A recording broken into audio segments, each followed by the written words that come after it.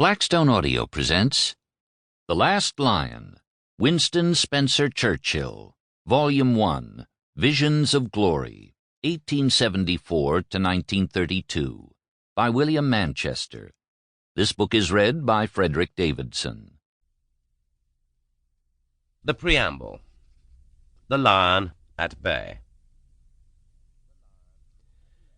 The French had collapsed. The Dutch had been overwhelmed.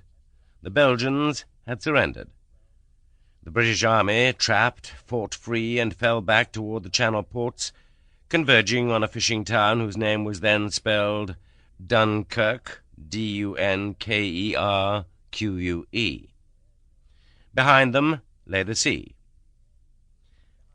It was England's greatest crisis since the Norman Conquest, vaster than those precipitated by Philip II's Spanish Armada, Louis XIV's triumphant armies, or Napoleon's invasion barges massed at Boulogne.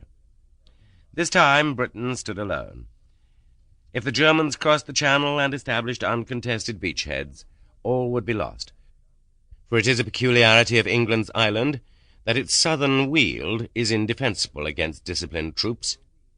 In A.D. 61, Queen Boudica of the Iceni rallied the tribes of East Anglia and routed the Romans at Colchester, St. Albans, and London, then Londinium, cutting the 9th Legion to pieces and killing 70,000.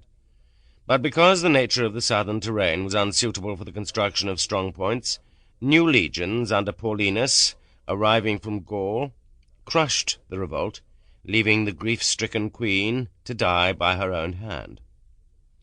Now the 220,000 Tommies at Dunkirk, Britain's only hope, seemed doomed. On the Flanders beaches they stood around in angular, existential attitudes, like dim, purgatorial souls awaiting disposition. There appeared to be no way to bring more than a handful of them home.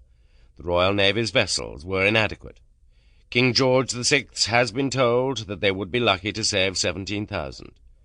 The House of Commons was warned to prepare for hard and heavy tidings. Then from the streams and estuaries of Kent and Dover, a strange fleet appeared, trawlers and tugs, scows and fishing sloops, lifeboats and pleasure craft, smacks and coasters.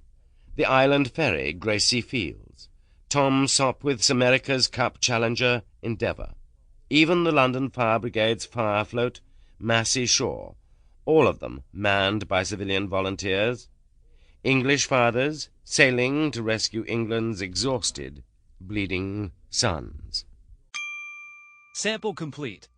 Ready to continue?